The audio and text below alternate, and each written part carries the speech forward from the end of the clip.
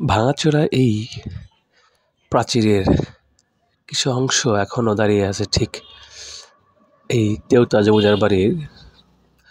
এটা হচ্ছে পেছনের যে অংশটা সে বাড়ির। আসলে চমৎকার এই জায়গাটা এক কথায়। আর এখানকার পরিবেশটা আমার কাছে এত মুগ্ধ করেছে সেটা আসলে ভাষায় প্রকাশ করার মতো না।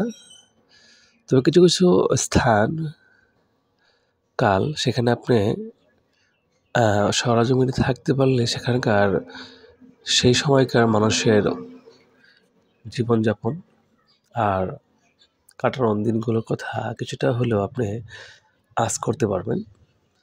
এমন একটা সুন্দর একটা জায়গা।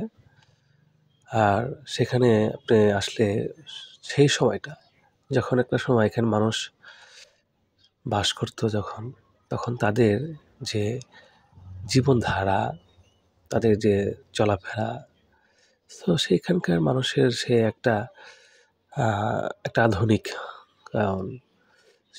মানে সেই সময় যে ছিল সেই সম্পর্কে একটু হলেও আপনাকে মনে অজান্তেই নাড়া দেবে। তো একটা সময় এখানে হয়তো কবি নজরুল এই বাসার চারিপাশে নানান সময় কাটিয়েছে তার জীবদ্দশার। শ্বশুরবাড়িও বললে কথা, সেখানে আসলে কথায় আছে শ্বশুরবাড়ি হচ্ছে মধুর হাঁড়ি।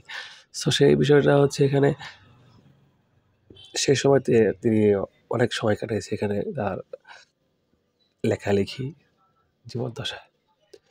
তো আসলে একটু কল্পনা করে দেখেন যে সে সময় এখনকার যে সৌন্দর্যটা হয়তো অতটা মনে না হলেও ঠিক যখন এখানে মানুষ বসবাস করত আর সেখানে যে একটা চকচক একটা বাড়ি আর একটা তাদের যে একটা পরিবেশ ছিল সে বিষয়টা আসলে ভাবতেই যেন কেমন একটা ভালো লাগে যে কত ভালো লেগেছিল সেই সময়টা।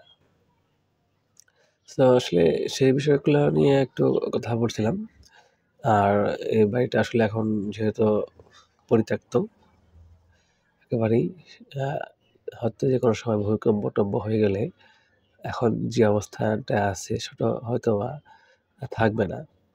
আসলে তারপরেও ইতিহাস আর কখনো তো আসলে মুছে যায় না। আসলে এটা থাকুক বা নাই থাকুক, তবে ইতিহাসের পাতায় যে তার আ পদচারণা সেটা কিন্তু থেকে যাবে। তারই ধারাবাহিকতায় আমার এই ভিডিওটা। আসলে অনেক কথা বলতে পারলাম না আর অনেক ভালো বলতেও পারি না। সে আসলে তবুও চেষ্টা করলাম। আশা করি সবার ভালো লাগবে ভিডিওটা। তো এরপর তো মানে এই পর্যন্ত শেষ ভিডিওটা। সবাই ভালো থাকবেন, সুস্থ থাকবেন। আসসালামু আলাইকুম।